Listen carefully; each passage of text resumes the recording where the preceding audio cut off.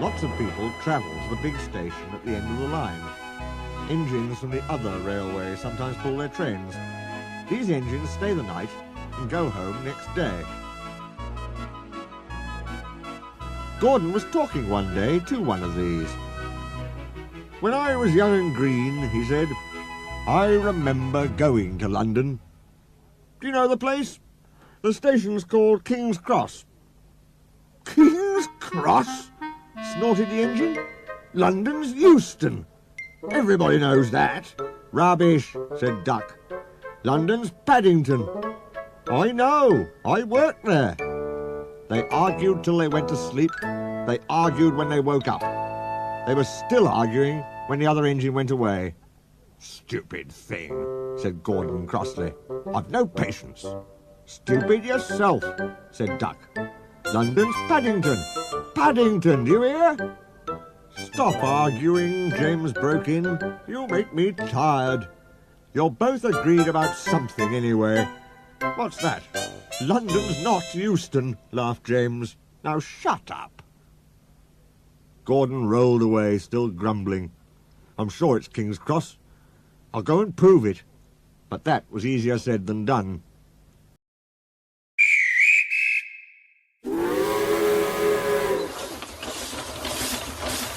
London lay beyond the big station, at the other end of the line. Gordon had to stop there. Another engine then took his train. "If I didn't stop," he thought, "I could go to London." One day he ran right through the station. Another time he tried to start before the fireman could uncouple the coaches. He tried all sorts of tricks, but it was no good. His driver tricked him every time. "Oh dear," he thought sadly, "I'll never get there." One day he pulled the express to the station as usual.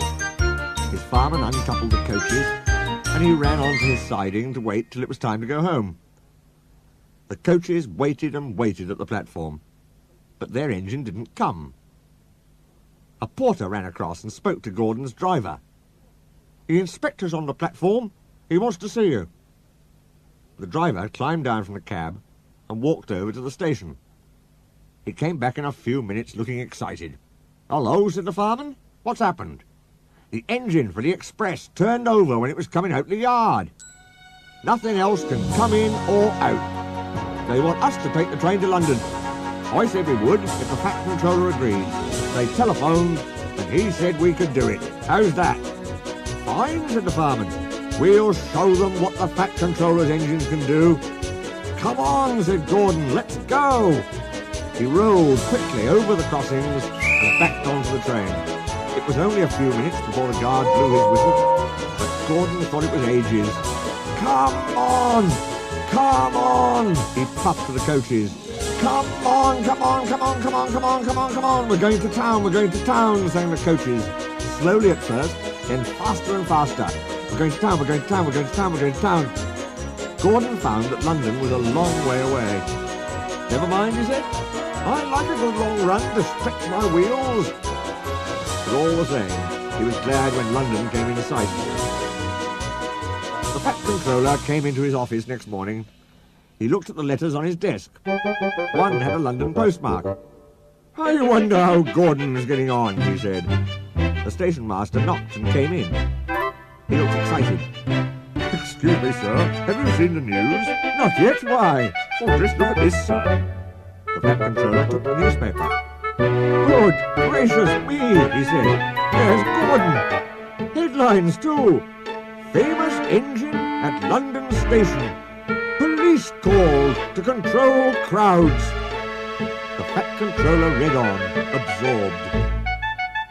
Gordon returned next day. The Fat Controller spoke to his driver and fireman. "I see you had a good welcome in London." "We certainly did, sir.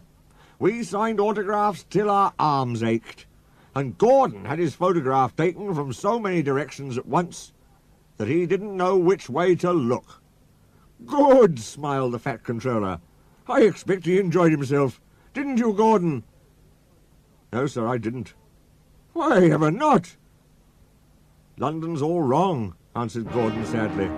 They've changed it. It isn't King's Cross anymore. It's Pancras.